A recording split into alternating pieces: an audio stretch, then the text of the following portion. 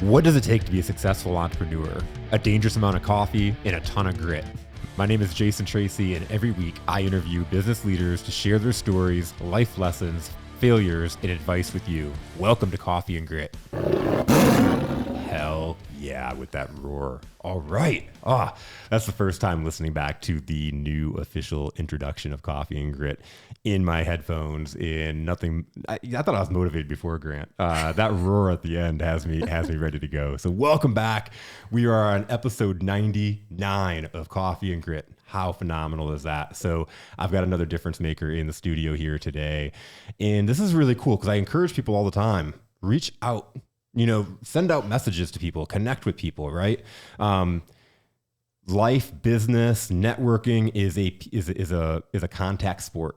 And I remember for the longest time, I'd see people that were posting inspiring things, or they'd have something that was really aligned with what my thoughts were on social media. And I wouldn't put myself out there and message them or comment because whatever head trash I had, I wouldn't go do that.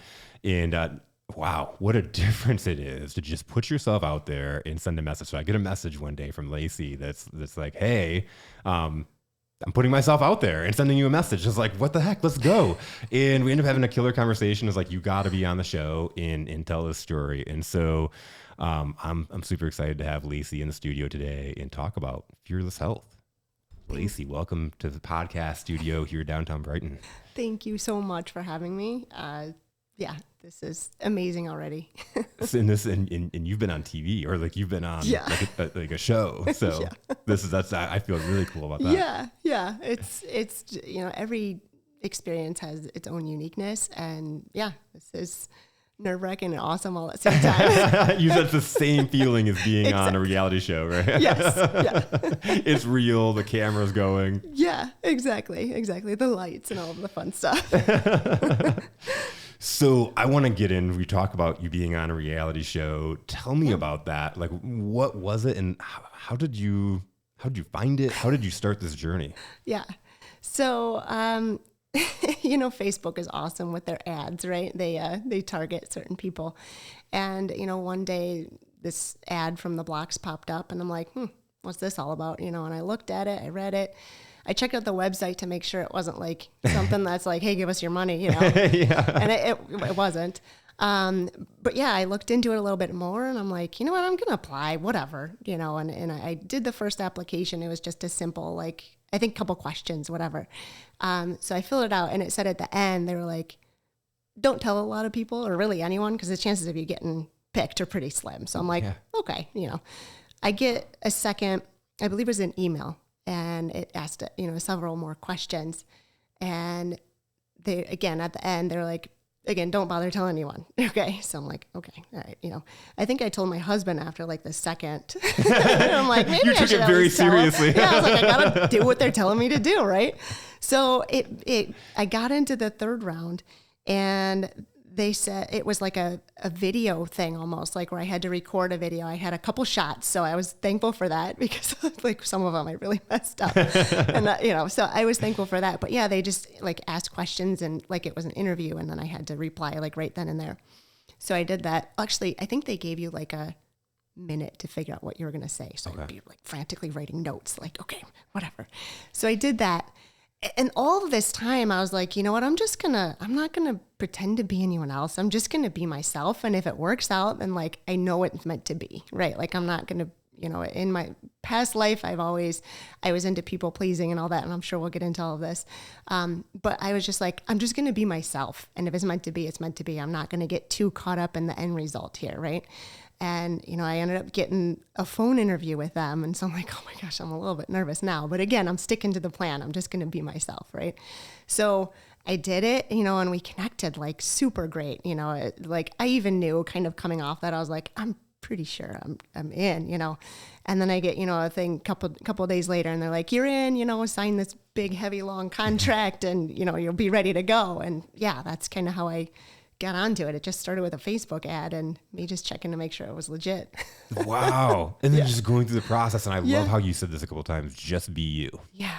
Because so many people are like, they get nervous and they try to amplify or be somebody else in order to get on. And you got on with just the success of being yourself. Yeah. I was like, just, even some of the questions were like, this is going to be a little bit tough getting in front of cameras and stuff. And I was like, yeah, I don't doubt that, and like, I'm sure I'm going to be nervous as heck, but I'm ready to grow, and so it's like, yeah. So, okay. So you got in, what does that look like? Did you have to leave your family and all of that stuff? Yeah. It was, I think I found out that I was officially in October of last year. It might've been September, October. And then I basically kind of just waited. Like, they're like, we're going to touch base in a little bit and kind of, let you know of a couple things. And I think I got like an email or two, but really nothing started happening until like later. But also they had courses that we went through. So they granted us access to they sell courses as well. Okay. Just for people that aren't on the show. So it's kind of neat. So I went through those, because I'm like, I got to make sure I understand some of this lingo, right? Yeah. Because I'm like, you're going to be on the show in right. like a competitive situation.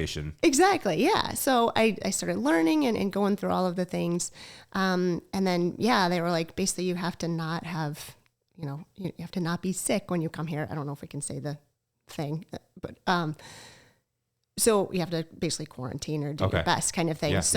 Christmas was a little different this year. Oh, yeah. Right? Because we basically locked down and I'm like, okay, this is us, So we locked down, I think it was like mid-December. And it was actually a really nice, it was just family, just us. You know what I mean? It was a nice, like calm, relaxing Christmas. Yeah. So it was cool. Good reason and good excuse. It really was. Yeah. Like it's no running around and all of the craziness. So it was nice, and not that I try to limit a lot of that anyways. So, and that's something that's been part of my growth too, really is learning to say no to things that just aren't serving me, serving my family, all that kind of thing. Right. Yes. Going back to the people pleasing and not wanting, right? Yeah. Exactly. So we did that. And I believe it was like the 3rd of January I left, and I hate flying. Like I'll admit, I absolutely hate flying. It's one of those things. So I've been working on myself in that area too, and just being like, you know what, it is okay. I think it all comes down to the control aspect that I want control. And so like that was good, but I was like, I got to be on my A game. And being a health practitioner, I'm like, okay, I got all these supplements that I can have, to keep my immune system good, make sure my brain's working right, doing all of these things, while I'm there because I wanted to be top of my game. So once I got there, that was scary too. It's like when you're growing, you're scared, right? Yeah. Like that you're stepping out into the unknown and your brain is like, don't do it, but you just got to do it. So I got there and they're like, you have like 15 minutes, to get into the hotel and get settled, whatever that was, and then go over to the grid, which is Wes's place. And so we went, I like kind of tried to like freshen up from airport stuff. And I got over there and like instantly they're like, okay, put your name on this and then go into this room with cameras, kind of like this. But then there's like people and I'm like, oh my gosh, I got to like recite things and like, can you edit things out if I mess up? And like, what if I cuss by accident? Or like, sometimes I just go and just sit there, right? So they're like, oh no, you're fine. Like the people that were doing the cameras, they were so cool, and just, but it was. Like we can edit everything. Yeah. We can make you look any way we want. Exactly. And they're like, our job is to make you look good. And I'm like, oh, that is such a relief, right? You know what I mean? It's like, sometimes you just need to hear that. And you know that they are there for your best interest and they're there to teach you and just bring you into this whole world of like, it was somewhere in between like 70 and 80 entrepreneurs that were there. Wow. Yeah. And like, I came into it being like, I'm going to learn a ton and, all of this, but I forgot about like all of the different connections that I was going to make. Right. Yeah. Like I have a whole nother family and they buzz my phone all the time and I love it. Yeah. Right. You're in like, it's like, so kind of back up. Guys, I almost said Sorry, the real go world, ahead. right? Yeah. And you said Wes's name. Yeah. But if anybody is in my age range, you grew up watching The Real World, watching The Challenge, watching the Real World Road Rules, stuff like that. And now the challenges are so big. And so the blocks is, I'm sure founded, written, produced by Wes Bergman, who is famous for being on the challenges, on Road Rules, or he was on Real World. Yeah. He was on the Real World. Austin. Yeah, I know, right? Like we're in the same age range. We watch that all the time. Yeah. That was my life for that was my. I know. So you were on his. He has this whole, and it's almost like the challenge, except for entrepreneurs, right? Yeah, he's been building it for years, and it's funny that I had never heard of it right, before I saw this ad, and I'm like, I don't know what it is, right? But yeah, he's been building it for a long time, and he basically is giving us the framework that he used to create that, right? Like he's teaching us the lingo, the framework to do exactly the same thing he did, and he's living it, right? Yeah. Just like we were talking about when you're talking about something and you're living it, it's easy. It's right? easy. Yeah. You're not making it up. Yeah. You're not telling somebody to do something that you have no intention of ever doing. Exactly. So yeah. And they had this, it was just a structured, you go to class. I think it was like a couple hour class. So it was pretty intense. And then we go into our kind of challenges and stuff like that. Like they brought in, I think it was like 7 or 8 major entrepreneurs that are like millionaires. They have multiple companies, and they were the judges and the mentors. Yeah. So yeah, it was super cool. Yeah. So it's like, I started to say it because it's like, in the real world, you live with 6 strangers. Yeah. You're like with 80, yes. 80 strangers in the entrepreneurial world. Yeah. Yeah. And it's funny because originally, if you watch some of the earlier ones, they actually were living in a house. Oh. And then now not living, but like staying in a house for a week or whatever. We are actually at a hotel now. Okay. And then they have us all meet at the grid, and then that's where all the filming and stuff like that happens. Gotcha. Yeah, because they were like, the walls are just so thin and no one slept good, and it was just kind of hard, right? Yeah. That many people. Yeah. Could you imagine? That'd be crazy. Yeah. And I mean, just for pure scalability, you can't fit 70, 80 people in a house like that, right? Yeah. But yeah, it was kind of cool to just be a part of that. Yeah. Well, okay. So like, what is life like for you before that? You go from like, you're a mom, a wife, right? Yeah. Like, and all of a sudden on this adventure. Yeah. Yeah. Yeah. Like prior to it, I feel like I was stuck.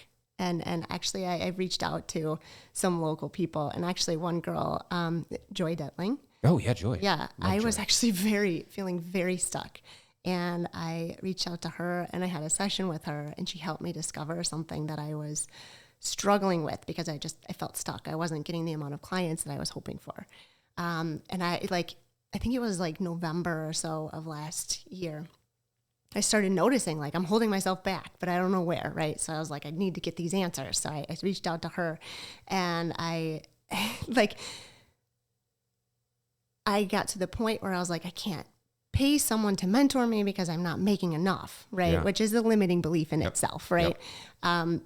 But I got to that point, and so I went to this like free like webinar or something like that another woman was holding, and I did that, and a couple of days later she's like, hey, by the way, you won a free month coaching package with me. And I'm like, I don't even remember. Okay, cool, awesome, right? Because she's like a transformational coach and like working on energies and stuff like that. And I'm like, yeah, sure, that's awesome, right? And I need this right now. So it was very almost like divine intervention, where I was like, okay, I know you're not going to pay someone to do this, so here it is, right? Like, and then the blocks came shortly after that, and I was like it all lined up. Divine I needed that. Sure. Yeah, I needed that at that time in my life, for sure. So powerful. Yeah. Yeah. So Joy is phenomenal too. Joy got a gas to coffee. And yeah, exactly. Yeah. She helped me. Actually, what we found in our session was that I had, what was it called? I hated the word toxic, but it was toxic perfectionism. And I was like, at first, I don't want to hear anything to do with toxic that I have, right? Because I'm like, I'm a good person. Yeah. But then, I realized I've worked on, and also another part of it was I worked on my perfectionism. I don't have that anymore, right? But then I was like, Well, there are some areas like, you know how those things tend to come up in your life repetitively until you actually fix it. Yeah. And that was when I was like, okay, and I had heard it there. I heard it in my sessions with Jessica, the coach that I won the package from. I heard it at the blocks, and it just kept getting louder and louder. I'm like, okay, I got to take care of this now. I started tippy-toeing into it a little bit, even when I was in the blocks. And, since then, I've really kind of embraced it. Like, I really need to share kind of just me, right? Like, I got into a place where I felt like I couldn't show the real me, because being an integrative health practitioner, I felt like I had to be the image of health, right? I have to be the perfect image of health. Yeah. And that's not true. We're all imperfect, right? Yeah. And it's okay. And, I do love pizza, right? Like, I just don't eat it every day, right? Yes. And we do fall into a little bit of a rut sometimes in our life, but we get out of it, right? Like we I have framework and stuff in practice so that, those ruts, when they do happen, they don't last forever, right? Back when I had high functioning anxiety, back when I was suffering with that on a chronic basis every day, I didn't have the framework that I do now, right? Yes. And that's something that I take care of on a daily basis. And sometimes I fall out of those things, and I tend to notice when I'm falling out of them, right? And I get back into those practices as I'm realizing, like, oh, that fell off a little bit, right? You touched on something I think that's so important for anyone that's in that coaching space. Because we feel like we've got to be perfect. Yeah. When I started my business, I'm working this, I'm a sales coach, right? I'm helping, Yeah. but I'm not, I'm new, I'm struggling, I'm not Yes. making money. How am I going to help you make money if I'm not making money, and then I'm beating myself up. It's not that I couldn't help them. I was stuck in my head. Yes. Yeah, absolutely. And it's so easy for us. It was for coaching is. because we feel like we've got to be perfect, and that's not true. Yeah. We're doing what we're doing because we're going along that same journey, and we figured out some frameworks. Yeah, exactly. And it grows as you go too. Like, I've noticed that, like, it's not just like, here's the framework, done, right? It's, Yes. as I find more that works for me, I'm going to be introducing that to my clients, right? Like, yeah. Yeah, and you brought up a good point of like, we still go, you still go through challenges, and you still go through like relapses or whatever you want to say it, but then you can get out quicker. Yeah. Oh, yeah, much quicker. You can recognize it quicker. Yeah. And the more it happens, the more it's like practice, because we're human. It's going to happen. Exactly. Yeah. Yeah. And especially when there's like outside things, definitely out of your control, I know you were talking about your dog passing. I had a pretty tough go back in like May timeframe as well, because we lost our dog. He was 13 years old. Well, we had him for 13 years. He was almost 16 years old. Oh. And we had to make the unfortunate decision to help him pass, which that's, tough. that is not cool. And like, you don't wish that on anyone. We were flying, so that was another trigger. Like I mentioned, I hate flying. Yeah.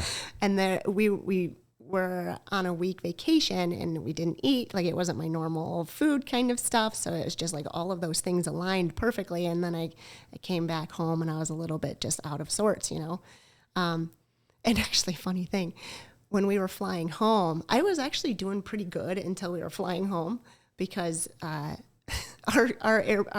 airplane came in, and there was like a whole crew of like, there was a fire truck, there was like cops, there was all like emergency vehicles, all rescue. And I'm like, what's going on with our plane here? And they're like, oh yeah, they weren't sure if the landing gear was going to come out. And I'm like, I'm not getting on that plane.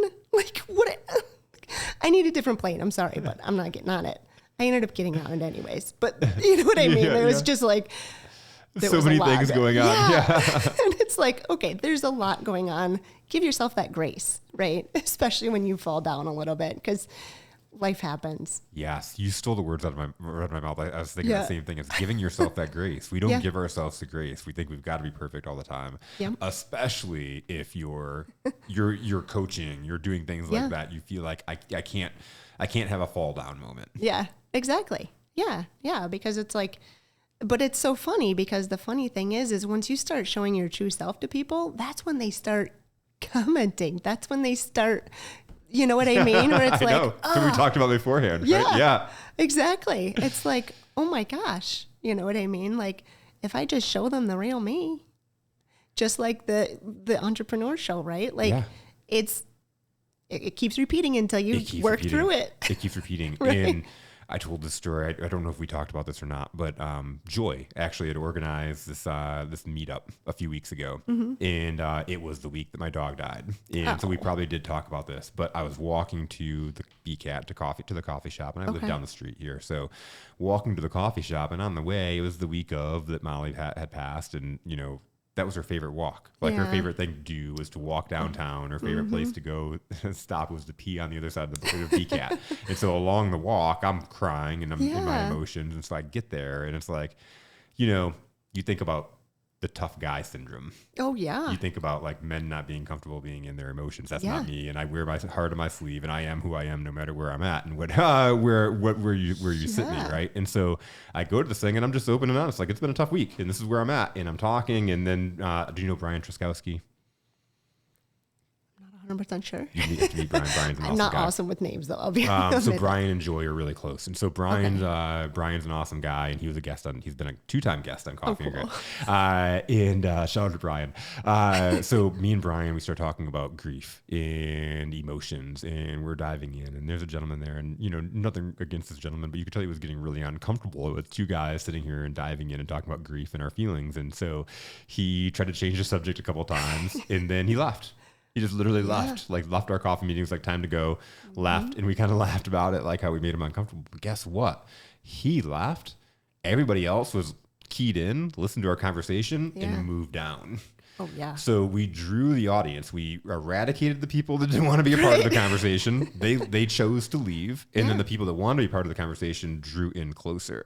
Yeah. And people I didn't know, there's a couple of people that I had not met until that day that now we have a closer relationship, right? We're like, it speeds along that relationship when you can get deep and talk with it and you attract your tribe. Yes. You go absolutely. out and you be you. Yeah. And the people that don't want to be around you automatically remove themselves. And guess what? There's all that stress. You don't have to worry about it. Yeah. Yeah. You don't have to worry about the people pleasing aspect of it, right? Yes. You don't have to please everyone. You just have to be yourself and the right people will come. And there was something you were saying that came to my mind. Lost it for a second though. People pleasing, and I'm sure you're going to come back to it. People pleasing is huge, and that's something that I battled my whole life too. And we talked about kind of beforehand. I grew up in a family of guilt trippers. My grandma, my grandma was the best, but we laugh and joke all the time. She was the matriarch of the family, but she could lay down a nasty guilt trip. And it wasn't just like sometimes you'd go over to her house and visit her and spend a whole day with her. And then you'd like leave after 6 hours and be like, oh, I guess if you have to go, like grandma, been here all day. You talk to her on the phone for like an hour. It's like, I can't, I wouldn't end up calling her all the time. Yeah. Because I can't spend an hour and a half on the phone with my grandma. And when I then go on to get off the phone after an hour and a half, she'd throw it on a guilt trip. Yes. And that's a lot to have to deal with all the time. It right? Is. Yeah. People like that, they kind of push you away a little bit. Yeah. So anyways, my whole life, and I talked about kind of even my challenges from just my childhood. It wasn't that they were bad people. My mom, my mom's always said, if I ever guilt trip anybody like grandma does, like, let me know. And then we're like, you're like, Mom. Mom, like you're your mom's child, like you're your mom's daughter. And she knows it. We have these conversations.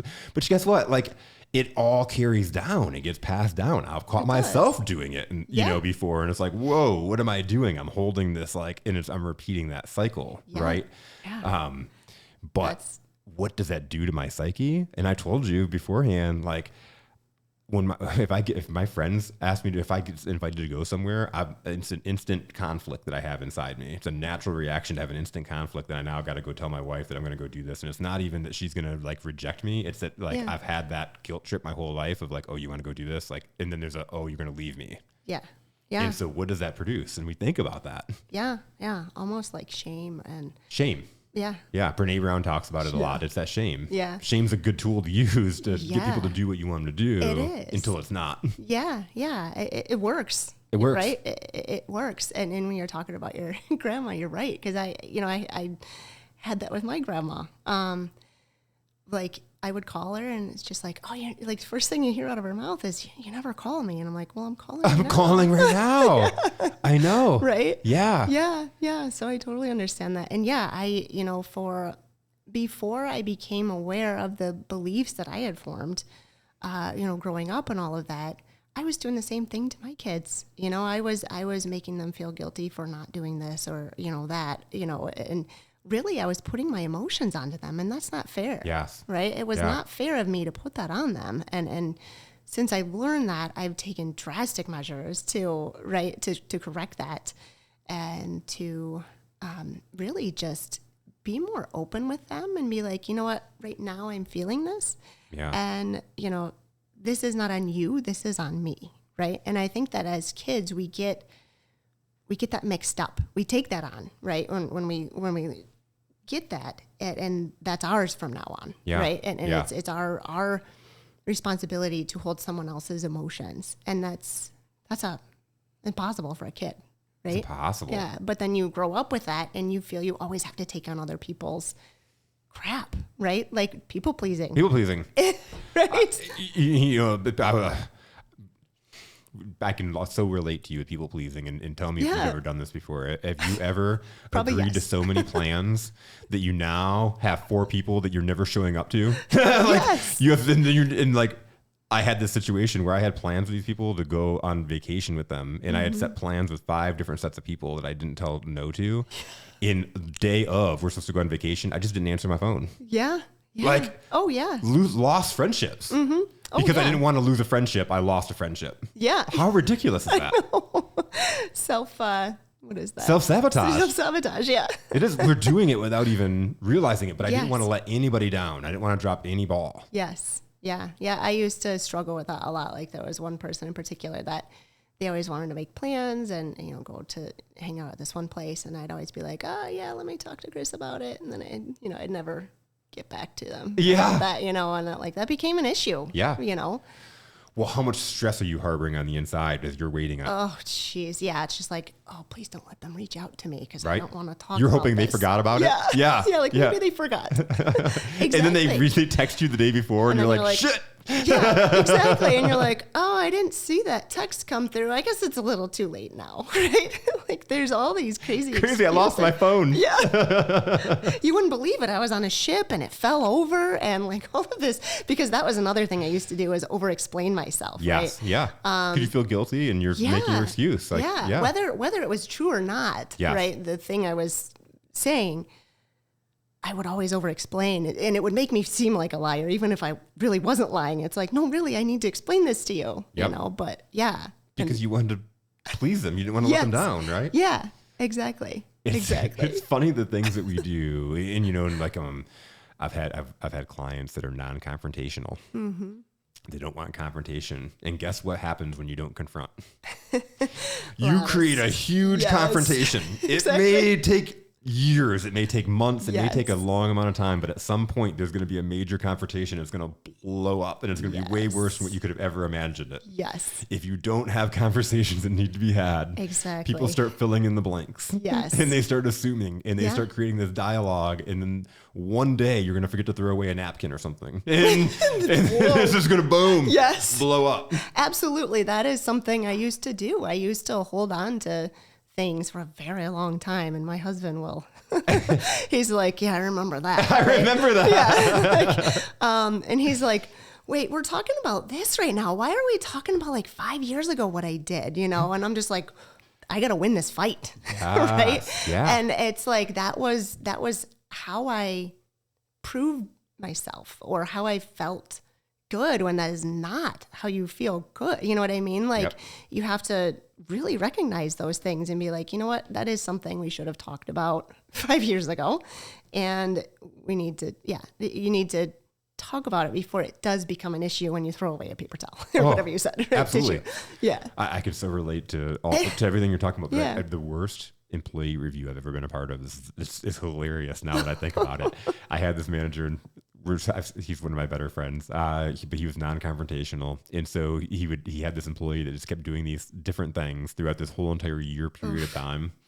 In like when me and my friend, the manager, the leader of the location, would have conversations, be like, "Oh, hey, talk to him about it, set a plan, let me know what happens," and he would always follow up with me with, "It was all taken care of, things are set, should be better moving forward." Yeah.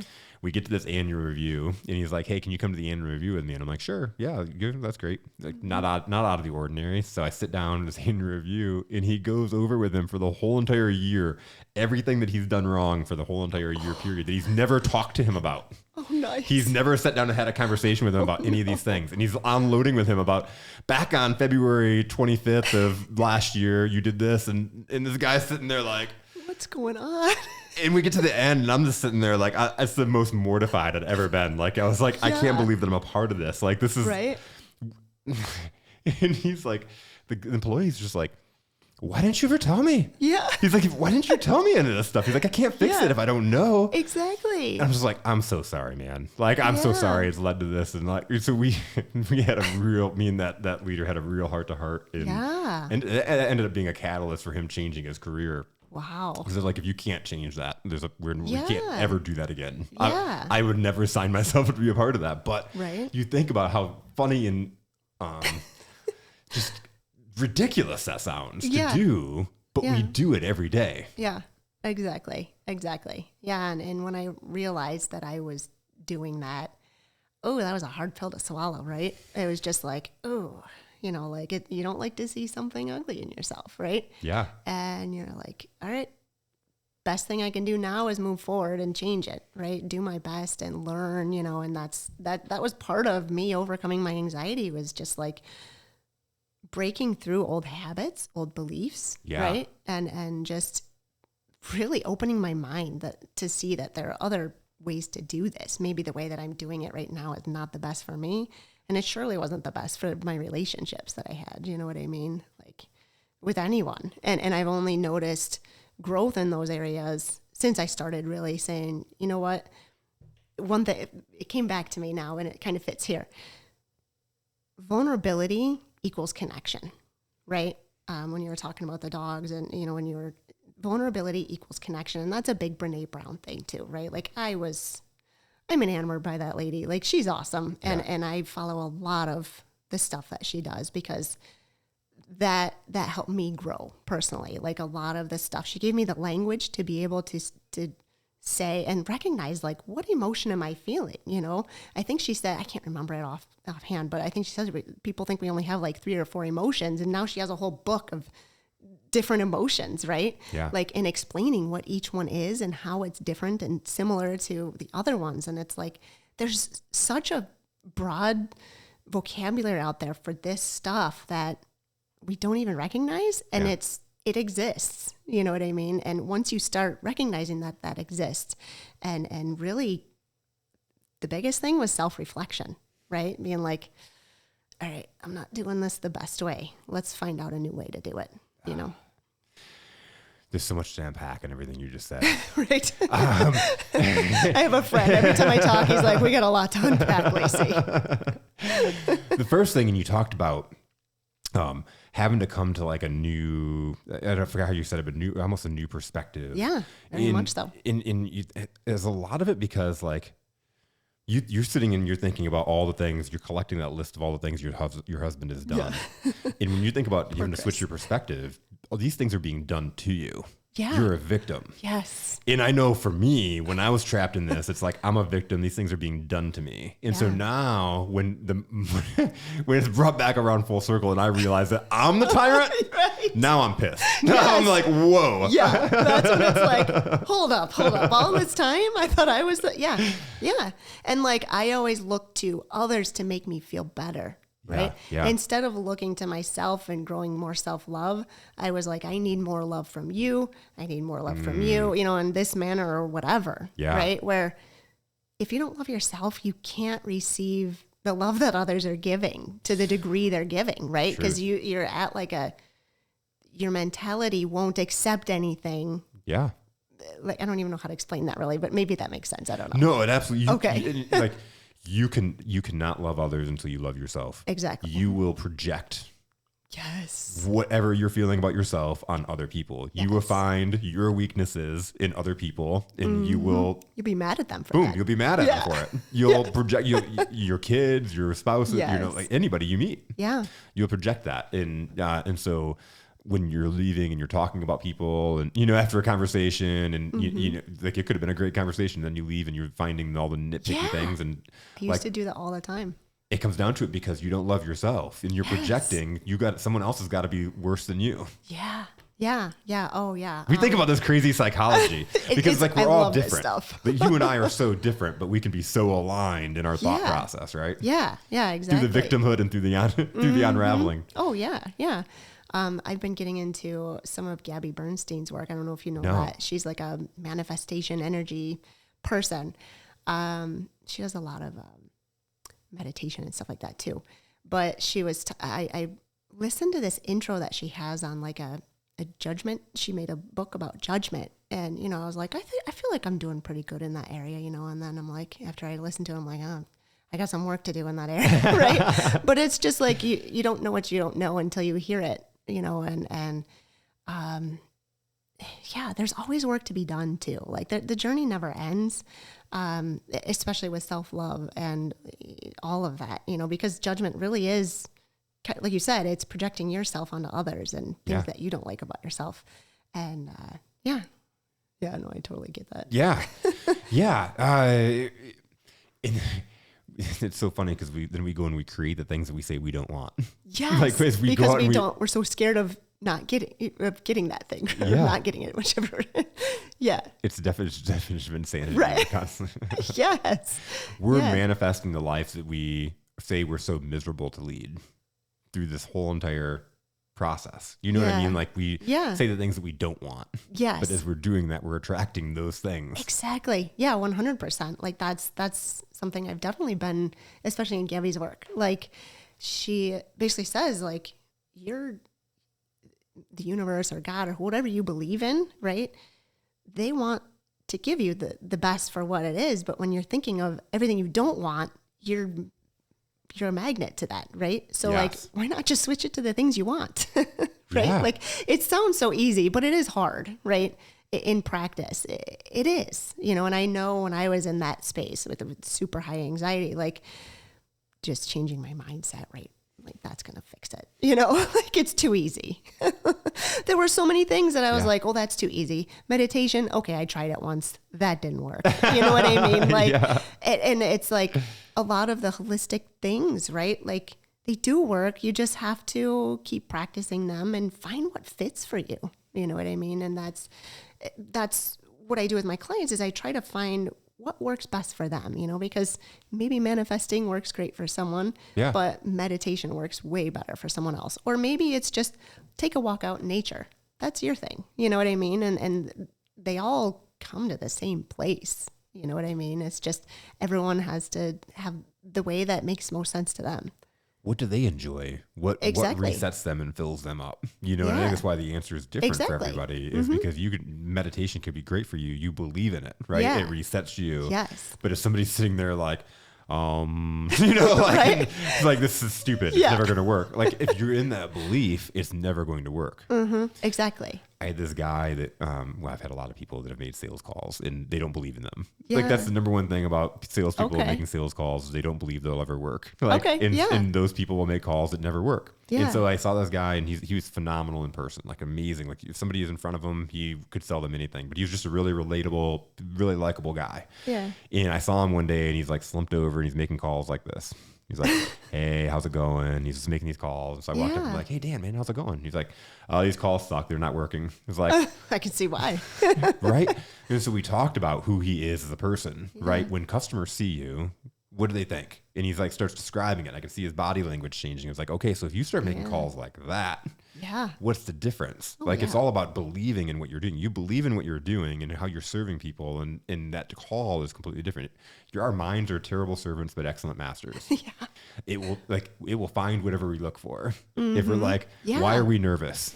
Yeah. Well, because we weren't practiced, we didn't know we don't know what we're talking about. Yeah. Why do phone calls never work? You're right. Like you're bugging people, you're calling them out of the blue. People don't have money right now. Did you know we're going into a recession? Nobody wants to be, we'll find the reasons to talk us out of doing whatever. Absolutely. And same thing, like yeah. we can reverse that cycle to be excited about whatever opportunities, because whatever we're looking for, we'll find. Yeah. Yeah. I feel like confidence is a huge piece of that, right? Like if you're sitting like you're confident and, all of these things, that's big. And that's something that I noticed that I came back home with the blocks. Like I didn't have that prior to then, but then being surrounded with people just lifting you up in the same space for a whole week, whew, yeah. And let me tell you, like that next week after it was a huge plummet down too. Cause it was like, where are my people? Where are, you know what I mean? Like it's definitely community is huge, for so many people. And even if it's just having like one person, you know what I mean? That was for me a big part of my journey. It was just having that one person that truly just accepted me for who I was, and yeah, anyway, that's a big, like, it's the Pandora's box to our freedom. Yeah. Is when we have one person that believes in us. Yeah. It says it's okay to be you. Yes. Yeah. Because if not, we're trapped in our head, right? Right. We're trapped and we don't think it's, and when you have that one person that comes along, it opens that up for you. Yeah. And that's ultimately like a big part of the reason why I'm doing what I'm doing, because like I had that person and I want to be that person. Yeah. It's huge. Yeah. For sure. So how are you helping people now?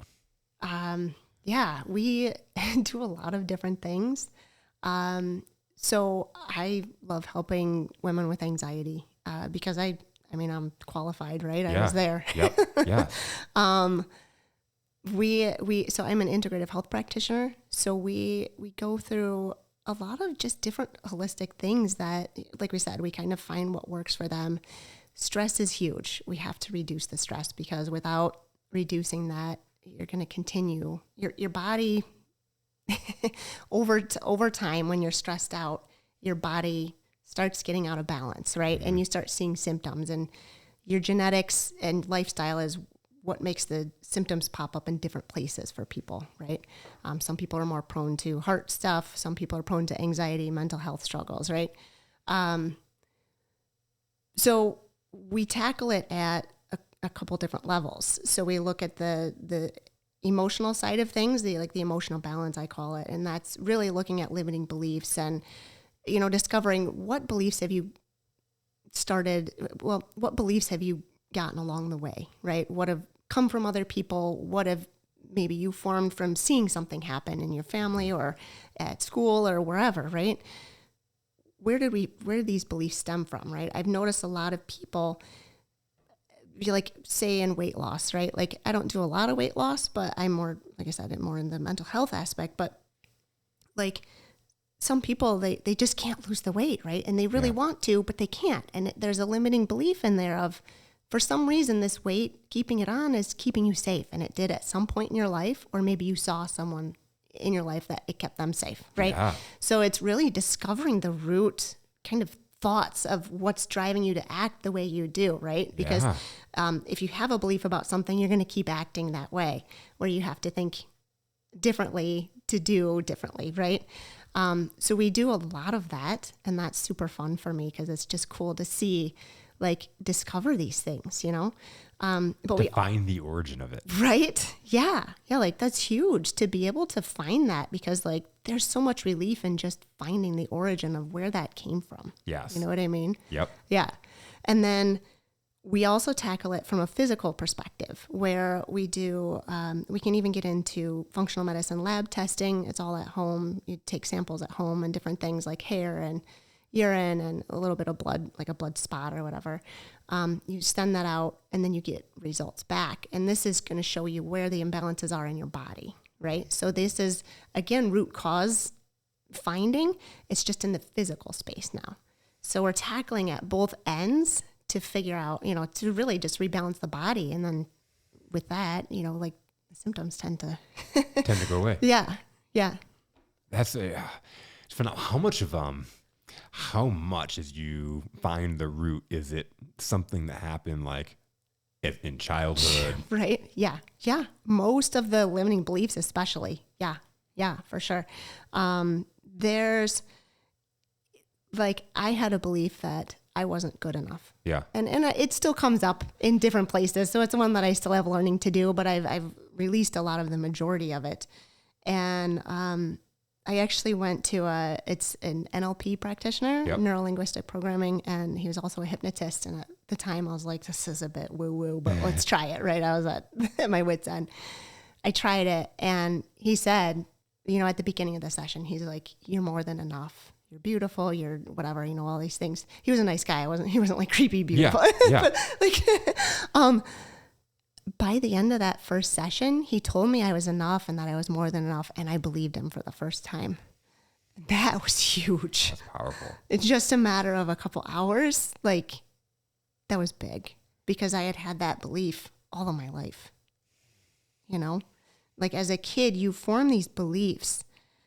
Before you're even 8 years old, you form this belief about yourself. Again, whether it's from parents or from other kids or society, right? Yeah. In society, there's a lot of Yep. beliefs. There's a lot of, you don't look good enough, so you need to use this product, right? Yep. You form these beliefs about yourself by the time you're 8, and they stay in there until you actively try to change it, right? And until you're like, here, let me swallow that pill and like stop being mad at everyone else for not making me feel good. Now you got to take that responsibility, right? Yeah, I saw that one come through on you. Yeah. No, it's one of those things. And like, it's people, it's easy to be a victim in the sense of you don't have to take the responsibility. Yeah. However, you repeatedly feel pain. Exactly. And the only comfort you have is that it's somebody else's fault. Yes. When you're not a victim and you're empowered, when you move forward, there may be a little pain. It may feel uncomfortable moving forward, but then you're freed. You move through it, and it's freedom. Yeah, you can do something about it. You can do something about it. When it's someone else's problem, you can't do anything about it, and you just feel bad. You just continue to feel bad. So yeah, there's a lot of freedom, and although it sucks, recognizing that you're kind of the problem, right? Or not necessarily a problem, but you're part of the solution, right? You have to be. Yes. You have to find love for yourself within yourself, because if we can't do that, we can't accept it from somewhere else to the degree that we need. Yeah. So it can suck to take personal responsibility. Yes. It can suck to look in the mirror. There's one of my favorite rap lyrics is the truth can set you free, but first it'll piss you off. Yeah. And you go through that. Mm-hmm. But, and I'll give you my story. I grew up, I had an abusive dad, and we talked about this a little bit before we went on. Abusive dad, he committed suicide at 43. Okay. And I went my whole life into my early 20s blaming everything on my childhood, my upbringing, my dad, all these different things. And it's true. There's a lot of stuff that was happening in my life because of the things I was told, because of my beliefs. Going back to to the beliefs, I believed that I was worthless. I believed that I was meant to be nothing. And those were not things that I said out loud. Those were things that were like programmed in here, right? I had to unravel them. But as I sat and thought about it, because he committed suicide at 43, and I'm 43 right now, and so think about that and put that in perspective is insane. You know, like that's just really weird. But one day, I don't even know when it was, I just had this really big epiphany of like, man, I'm going and I'm blaming this guy who's been dead now for several years, and I'm blaming this guy, and like, even if he meant to do this damage to me, I think as I started to think about it, like he was just reacting to the way he was brought up. Yeah. He didn't know that there was a way out. Mm-hmm. And he just continued to react with his programming from all his insecurities and things from back when he was 8. Yeah. He never really dove deep unraveling. He just kept on reacting and reacting and reacting until he pushed everybody that loved him or could possibly love him away to where he ended his life. Yeah. And how sad is that? Yeah. And then I'm like sitting and thinking about it. He doesn't get to know my son and his grandson. He doesn't get to know my brother's kids. He doesn't get to know like all of that. Like, wow, I need to wake up. Yeah. Because life is not happening to me. It's happening for me. Yes. I control like what happens, and I don't control. There's bad things that are going to happen, but I get to control how I respond to that and what I learn and take away from it. Mm-hmm. Absolutely. Absolutely. Yeah. I myself had considered suicide multiple times because I didn't think there was a way out. Like when you're in your own head, you don't realize there is a way out, right? I had considered it in college. And again, we were trying to start a family, me and my husband, and we had several miscarriages, and that sucked, Yeah. And I was like, there's something wrong with me, and you feel like there's no way out.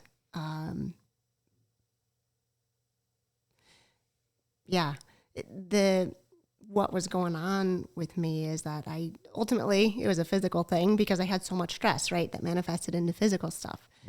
I had low progesterone, so I couldn't carry a pregnancy. Well, I saw a specialist and they helped me with that. But the funny thing is like I never fixed that imbalance in my body. And that's something that I'm fixing now. Like I'm working to raise my progesterone levels and, and that's helpful in so many different ways. Yeah. You know what I mean? Yeah. But it's just like all those years ago, because that was like 12-ish years ago. We went through, I think it was a little over a year, maybe a year and a half or so of just a lot of heartbreak, and, but yeah. And when you have that thought of like, something's wrong with me anyways. Yeah. And then And then I already had all of those beliefs, right? Of just, I'm not good enough. And, and then just all the little things that people say when, they're like, are you guys going to have kids yet? And we're like, yeah, you know what I mean? Like, and it's shameful to talk about. And it's, cause you're like, I know there's something wrong with me and I don't want to show that to the world, and then everybody's like, quizzing you. Yeah. Like, are you not drinking tonight? Like, well, I don't know. Yeah. Cause you're in your early, 20s and that's a thing and stuff like that. So, but yeah. It's crazy. Just that whole side of things is you don't see another out. And that's, unfortunately some people do take that route and that sucks. Like I feel that, like when I hear of that today, like I feel it, and it's because I've been there and I felt that, and that sucks. Like, and I know that you feel like there isn't an out, but there really is. Like that's something that I struggled with too, is that like I went to my doctor because I'm like, all right, help me out with this. What do I got to do? And it was, let's take some SSRIs and stuff like that. So I tried that, and for some people it works great. Like for me, it didn't. So it's just kind of like, it took a little bit of the edge off, but I was like, I wanted that stuff fixed. I wanted it gone, right? Yeah. Like I didn't want to. You want a Band-Aid. Yeah, exactly. And that's ultimately what it turned out to be for me. And I was like, there's got to be another way. There's got to be more to life. Because I mean, looking at my life from the outside, I had the American dream. I had the husband, the kids, not the white picket fence, but you know what I mean? Like all of those things. I had an amazing job. I was an engineer previously, so I was making good money. And yet I felt horrible on the inside. And not a lot of people knew that, and because I felt shameful sharing that, because guess what? When I say like, I just feel like crap, like a lot of people, their intentions are good and they want to help, but they're like, but you have this, you have that, right? And then I'm like, I leave that conversation and I'm like, now I feel like I'm not grateful for what I do have, right? Yes, yeah. And so you feel shameful and then you just keep it inside, right? Like there's so many people, like this is an invisible illness. Like that's why, like Twitch, right? Yeah. No one knew. Nobody knew. No. Like it's, what's his name? Anthony Bourdain. Yeah, like all of the people. I'm thinking of Robin Williams. Yep. Yeah, like one of the we funniest can sit and name them all day. Exactly, yeah. Right? Like there's so many people and everyone's like, whoa, I had no clue, right? Yep. It's because they felt shameful. Because like I said, although the intention's good, it's just hurting them worse when you say those things, and a lot of times what we're just looking for is someone to sit with us, just like Brene says. You don't need to fix them. They already feel like they need to be fixed. Like they're telling that to themselves all day long. Yep. You don't need to tell them that or fix them. You just need to sit with them and listen to them. That's big. It's huge. Mm-hmm. It's huge. It's huge. again, we talked about this pretty in depth of like the cycle of beating ourselves up or beating yourself up. And then you have somebody that's like, well, you shouldn't feel that way. Or, oh, you're not depressed. Look at you. You've got all these things. Like just you're happy. Go run. You're fine. And you're right. Like they don't mean any malicious intent to it. They don't mean anything wrong, but they think they're encouraging you. And I know I've been guilty of doing exactly. this. Me too. Like, in like conversations with my wife or something, like she'll be like sad and like, oh no, like, and it's just like, yeah, you want to fix it. Yeah. And we talked about this beforehand of like, we do the best of what we can with what we know how, because we're all human and our responses are very human. They are, and they can change, right? As we learn and we grow, or we, in whatever season or time or headspace we're in. Exactly. And so we do things as parents or spouses or loved ones. I've caught myself as I've learned and grown, putting things on kids like you're irresponsible, just as an example. Yeah. When you're saying that over and over again, it's a belief. That's a belief. Yeah. And so we talk about how the science of we talk about the things when you're 8. Yeah. If you're told you're irresponsible, you're late, you don't care about yourself, you don't care about other people, whatever malicious things. Yeah. And again, this might be just said because one act. It might have happened one time and you heard that thing that one time. Yeah. And it stays in your head forever. Yeah. Yeah. It can be the silliest of things. Yeah. It was a silly story. So it must have just happened once. But this is back when McDonald's didn't have the made to your order. It was just like they all had you just got what they put on, burgers.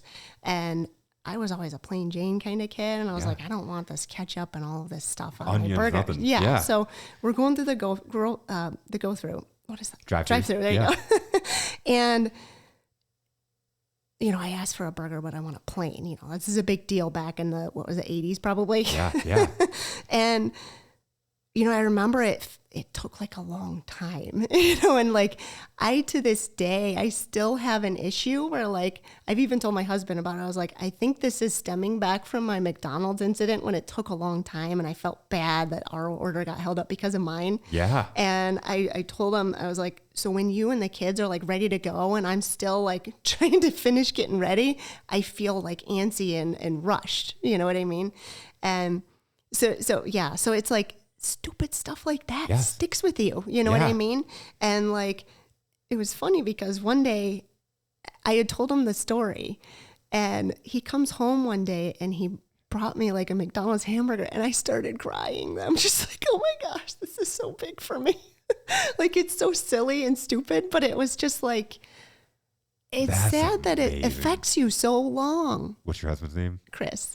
Yeah. Chris. He's the man. Yes. That is awesome. He really is. He really is. He's awesome. stuck with me through all of the stuff. Right. And even when I was growing, I kind of drug him along for a while, right? Because I was like, look, you got to call me out on my crap when I'm doing stuff. And he's like, no way. Right. I get in trouble if I call you out. Right. So it was that was tough for us to navigate that. Right. Because even you saying it is when it happens, no. Yeah, exactly. And of course, when you're at the beginning stages of trying to grow, right, you do go back into that old mindset once in a while, and more than once in a while. It's a little of both, right? Yeah. So there's a little bit of Dr. Hyde or whatever, Jekyll and Dr. Hyde, but there's a little bit of that, so he doesn't know which one he's getting, right? Where I'm I get mad and then I come back 5 minutes later, I'm really sorry. I shouldn't have acted like that, So we've navigated all of that. And that was a big tear up for us for a while. We were struggling and, now we're solid and that's awesome. You know what I mean? We have a totally different connection than we used to. I feel our connection previously was just surface level. You know what I mean? We didn't have real, true connection. But then after I started growing and started being hey, listen to this, listen to that, and us just being able to talk more vulnerable, right? It's changed our connection and it's changed our kids' connection with us too. You know what I mean? Every relationship is changed when you grow. Well, you think about it, how could you possibly have a relationship beyond surface level if you're blocking right? this door. Yeah. If you're like, we're not going to talk about these things of like what I desire, like what makes me happy, like what makes me sad. We're not going to address these things. Yeah. Well, partially, I didn't know what made me all of those things, right? Yeah. I didn't know. I was like, and even for the longest time, I'd be like, I'm feeling anxious, but I don't know why. Yeah. Right. And I think that was more so just my physical body being in fight or flight mode. And I was just stressed. You know what I mean? But yeah, part of that was just trying to learn how to listen to my body, which I had never done before, because I was always go with the flow, right? Like I prided myself in being the person that is just goes with it, right? Yeah. Like, but really deep down, Badge of honor. Yeah. But now it's just like, yeah, that wasn't the best. That was so powerful. Of like we had the surface level because again, you're blocking that, and you don't even know, right? Yeah, you don't even know this journey happens. But then you open it, and it just creates a beautiful relationship. Yeah. And it also, you talked about your kids, but it also it sets it reverses. Kind of generational. It reverses generational, right? Stuff, yeah. You start changing the way you communicate, and guess what? When they grow up, they're going to be communicating with their spouses and telling them what you know, this is what makes me sad. This is what gives me anxiety. This is what, if you could start doing that work now as a kid, oh my God. Right? Yeah. And as you're communicating and adulting and you're in these relationships, it just opens up the world for them. Yes, absolutely. Yeah. And the funny thing is I didn't really believe at the beginning that it was all about me. It was all about everyone else, right? Like if I wanted my kids to behave in a certain way, that was on them, right? Where now it's like, I need to show them that, I need to model that, you know, and really, like it starts with you. Like one part of my journey was, I told my husband, I was like, I need to do something for me, but I don't really know what it is. And it was really cool because he actually talked to his mom and he's like, you know, Lacey's struggling with anxiety and she's telling me she needs to do something, but she doesn't know what, right? And so she's like, why don't you like have her do yoga, right? So I'm like, okay, I'll try yoga, whatever, you know. So we talked about it and I was like, yeah, I'll do yoga. Another like month passes and I still haven't even looked anything up, you know, and it was like my birthday around then. And so he got me a package for the local yoga studio, Spirit Rising, which is awesome, by the way. And so I start going and, you know, but I was struggling, right? Because I even said, I was like, Chris, you're going to have to force me to do this because I feel guilty taking time away from you guys. Like that was a big... You needed permission almost. Yes. Yeah. I needed someone else's permission other than myself because I wasn't really willing to give it, honestly. And I felt guilty being away from the family for something that was for me. Yeah. Right? Yep. Where ultimately that journey healed me and it made all of our relationships so much better. You know what I mean? Like, I think a lot of moms and parents, maybe you can tell me from the men's perspective, like, do you feel like you can't give to yourself first before your family? I think that's there for sure. Okay. So my natural instinct is to give to other people first before taking care of myself. Mm-hmm. Also, it's the realization of knowing I can't take care of other people unless I take care of myself. Exactly. And so I don't know how many years it's been, but since, you know, that awakening, that practice, I realized that I've got to take care of myself, not from a greedy standpoint of like, you guys have to wait, but like, I feel myself. This is the way I feel myself, right? Being able to come and do this and 99 conversations that I've had over the past 3 years, you know, like this has been a phenomenal way for me to find enjoyment and find, you know, so that's refilling my bucket, taking care of me. Yeah. And it started off with just going and having conversations with random people. And it wasn't a podcast. It wasn't content. It was just coffee conversations. Okay. And I'm telling you this because when I was having these conversations, my wife was going to a job that she hated. Oof. And I was starting a business that made no money. And so she's going off to work every day to a job that she hated. Yeah. Looking at me sitting on the couch with my feet kicked up and then like ask me what I'm going to do today. I'm like, I'm going to go have coffee with this person and then I'm going to have lunch with this person. And then I'm going to have like, she's like, screw you. Like we had contention in our relationship. One day I made the mistake of saying I had a hard day or I worked hard. I had a busy day and she's like, you don't know busy.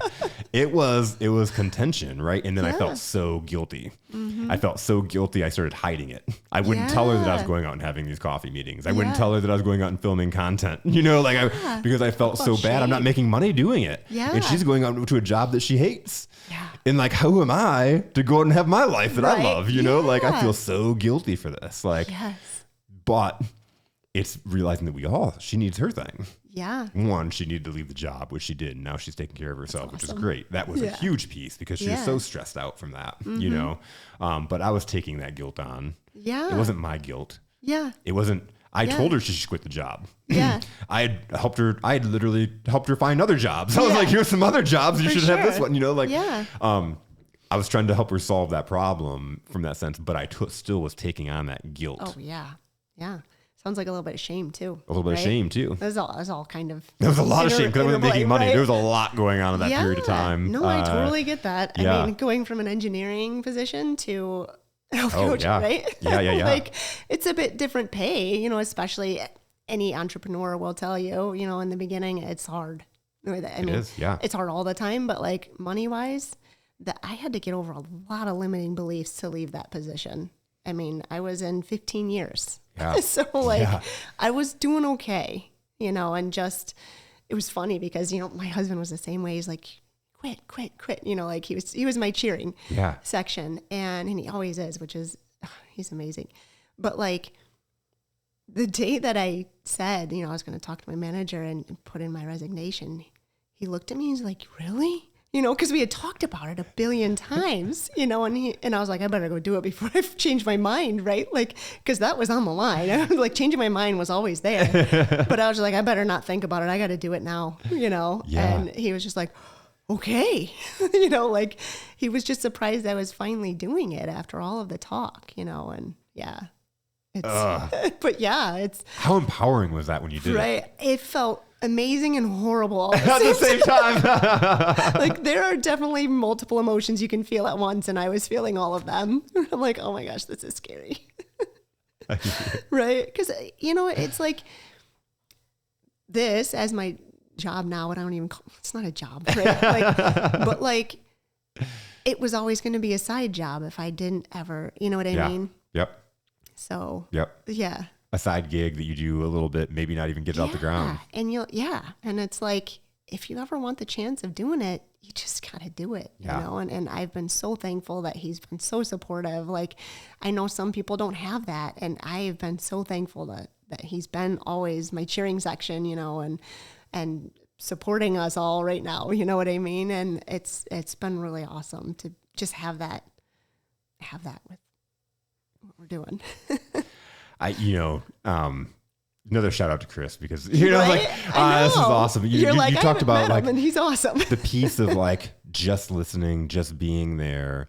And I think a perfect example for any spouse is listening, if they have their spouse, like the burger piece, like just going and getting the burger. He didn't have to say anything. He didn't have to do anything. He didn't try to fix anything. He just brought you a burger. And like without saying anything, it was like, it's okay. Like you're enough. Ask for what you want. Exactly. Because I had never had a burger from McDonald's. Past that, I always just got the nuggets because those come plain. Wow. Yeah. A lifetime of chicken nuggets. Wow. Yeah. That's incredible. Even after they were like, yeah, we'll build your stuff to order. I'm like, I'm not touching it. I'm not doing it. And then, he brought it home one day and I was just like, it's bawling. The little things. Yeah, it really is. Sometimes the spouses, we look for the big gestures. Yeah. There's like the little things that you can find on an any day basis. Yeah, absolutely. And speaking of the fixing thing, like we definitely did have a period of that where that's his natural thing is like, I need to fix. I think it's she's most feeling men. crappy. She's feeling crappy. I want to help her, right? But again, that would feed into my belief of I'm not good enough, so I need to be fixed. There's something wrong with me, right? Yep. But then, once we really did start growing together, that piece finally came in, and he's like, oh my God, I felt like a jerk. All this time I'm like thinking I'm helping, and I couldn't figure out why she gets so mad. There'd be years of just repeating the same cycle over and over again. And again, it's beliefs and doing what we think is right rather than this is a big one. Yeah. Just ask them what they want or need, right? Like that was a big one for me because I was always like, even like with advice, right? Like I don't do it all the time, but I'm trying to get better at like ask if people want my advice before I just give it, right? Like unsolicited advice, right? Yeah. Like I didn't really ask for it, but okay. But like same thing with actually asking the person, how can I best support you right now? Yep. You know what I mean? Like, especially in those hard moments, because it's like, I don't know what you need. And my assumption is something, but I'm not going to just go ahead and do that because I know that may be completely the wrong thing for you. It's so huge. Honestly, people could listen to this whole thing and have life-changing content from what we talked about in this hour and 30 minutes, by the way. It is. Okay.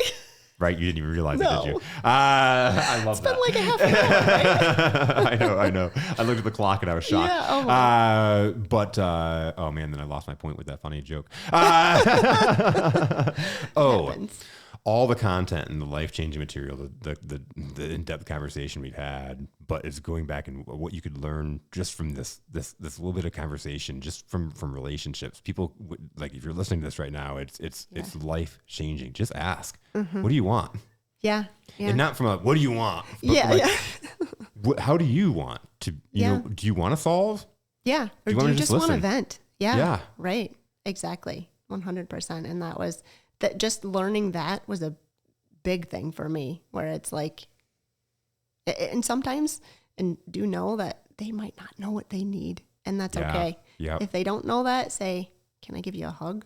Yep. Right? Same thing with a kid, right? If a kid is like angry or sad or whatever, ask them. And if they don't know, say, can I give you a hug? Yeah. Or do you want to hold my hand? Or, a lot of times just touch can help.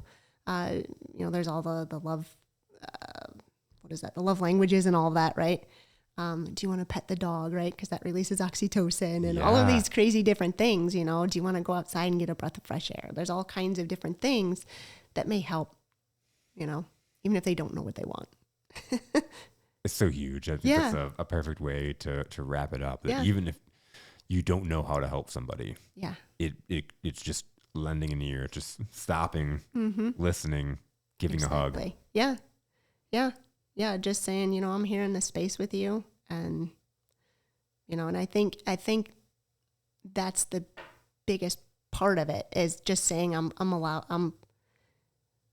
going to be in this space with you, and that's what I'm giving you right now. And because a lot of people, like you said in that talk with the dog, and people just walked away, it makes people uncomfortable. Yep. Right? Yep. That's why people leave and they want to fix, because it's uncomfortable for them. But when you just say, you know what, I'm willing to be in this space with you, that's all they need. That's all they need. Yeah. Yeah.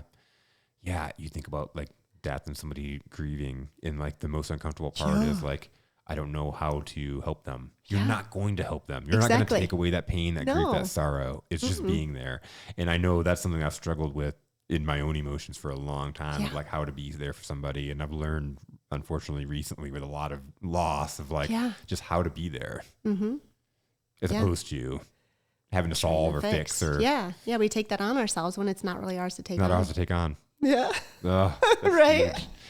Lacey, thank you so much for reaching out, for coming out and being on the podcast, and for this phenomenal conversation, sharing it with the audience. Thank you. No, I really appreciate you just being yourself. You know what I mean? And be like, let's have a conversation. And I've felt it's been amazing just knowing that we're in each other's lives now, and in our energetic space. Absolutely. So thank you. Absolutely. My pleasure. My pleasure.